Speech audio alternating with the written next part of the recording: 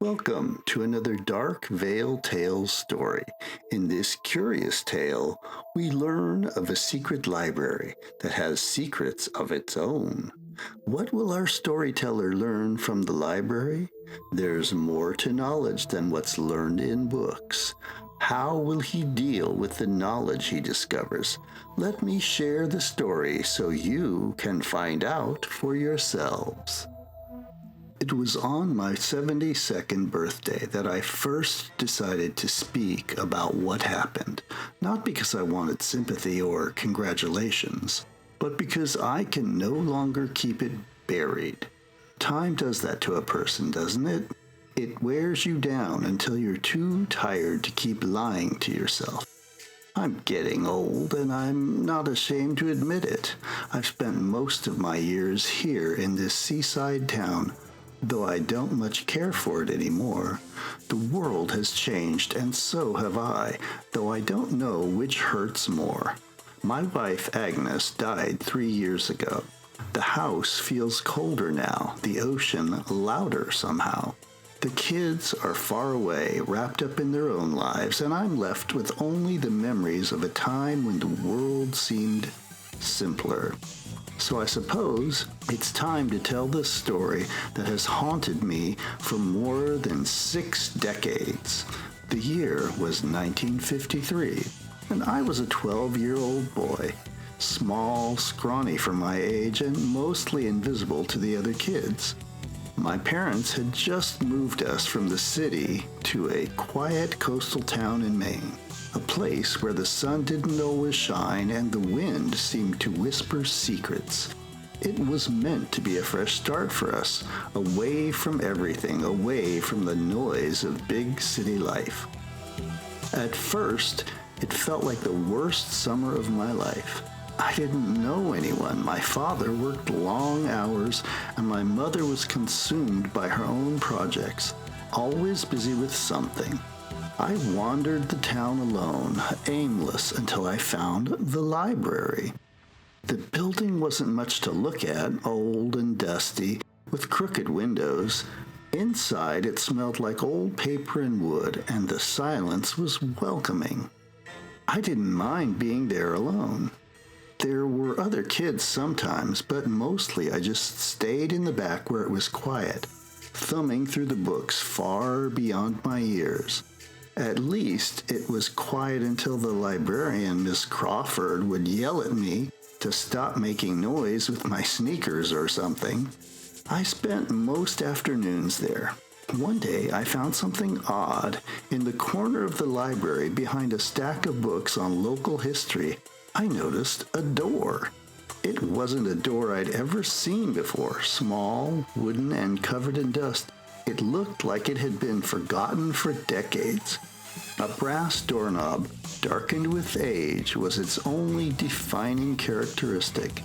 There was something about that door, something that made me feel like I was supposed to open it. So, after making sure no one was watching, I turned the knob and stepped inside.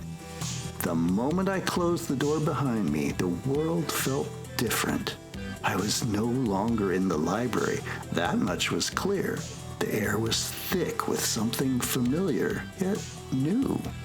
A blend of pine and something sweet, maybe too sweet, like the smell of candy that had been left out too long or something. My eyes adjusted to the dim light, and I found myself standing in a narrow hallway, lined with bookshelves that reached up to the ceiling. But this wasn't a regular library. There were no windows, no sounds, just shelves, rows and rows of them, filled with books I'd never seen before, books that looked as if they had been waiting for someone to find them. I don't know why, but I stepped deeper into the maze of shelves. My heart beat faster with each step, but my curiosity pulled me forward. Eventually, I found what seemed to be drawing me forward, calling me, a room at the end of the hall.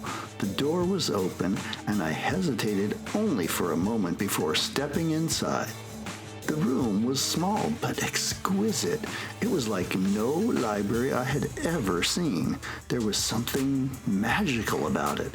The smell of pine, the seductive lure of the quiet, the warm glow from an overhead light. The shelves were lined with books of all kinds, their covers vibrant, their spines fresh and inviting. In the center of the room, 2 armchairs sat across from one another, and I couldn't help but sit in one of them. It was comfortable, more comfortable than anything I had ever felt. I don't remember how long I stayed there. Time felt different in that room, like it stretched and bent. But when I finally left, I knew I would come back. I had to. It became my secret. Every day after school, I would sneak into that hidden room, read books that seemed to be written just for me, and forget about the world outside. For the first few years, everything was perfect, but then, on my 15th birthday, everything changed. I remember that day clearly. I had just finished reading a thick novel about pirates and treasure when I stumbled upon a book that was different from all the others. It was bound in dark leather, its edges frayed as if it had been opened thousands of times. The title, The Prince of Time, was embossed in gold, but the letters were faded, almost as if they'd been worn away by the hands of too many readers. As I flipped through the pages, I came to a sentence that stopped me cold. In a neat, flowing handwriting, someone had written, "The path you choose will always lead you back here." I don't know why, but the sentence unsettled me. I put the book down, but the air in the room seemed to shift.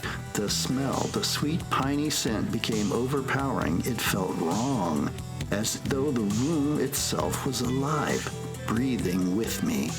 I tried to leave, but as I stood up, something caught my eye. Across from me in the other armchair sat a man.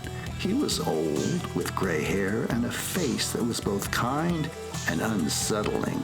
He wore a suit, and his eyes gleamed with an unreadable expression.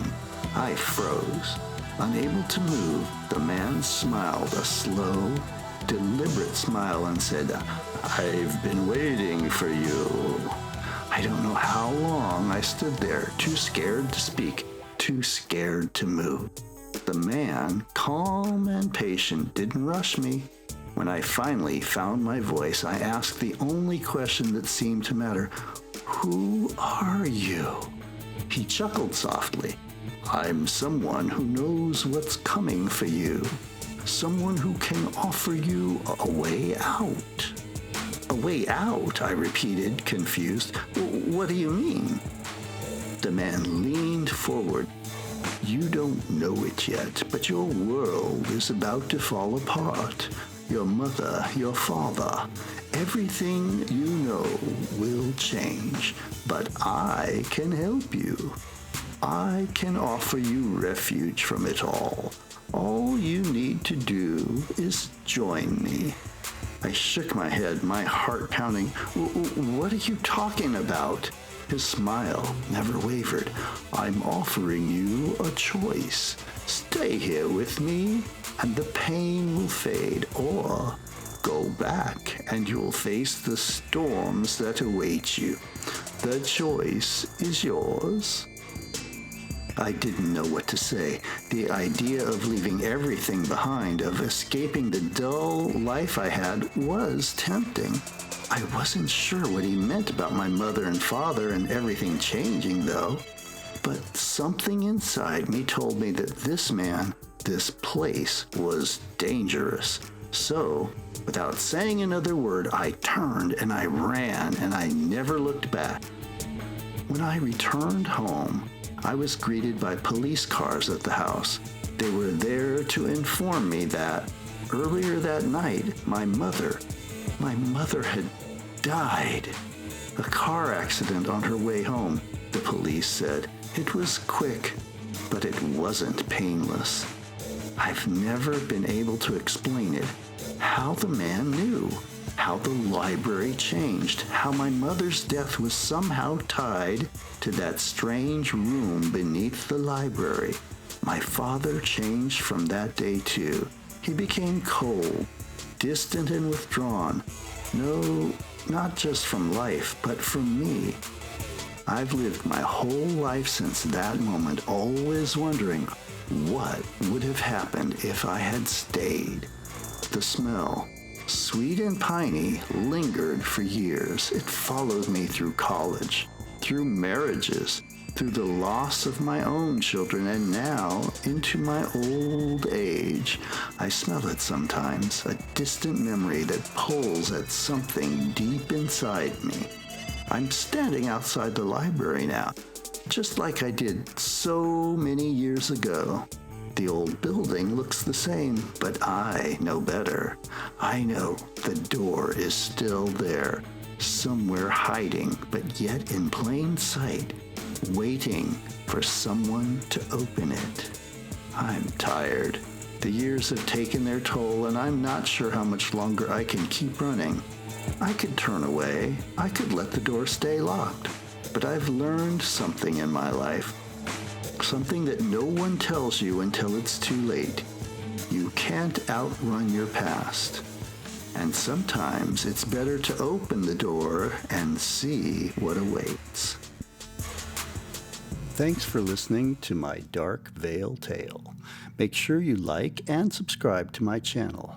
It really does help me grow this channel so I can make more content for your enjoyment. Also, check out the linked video for another creeper-style story from Dark Veil Tales.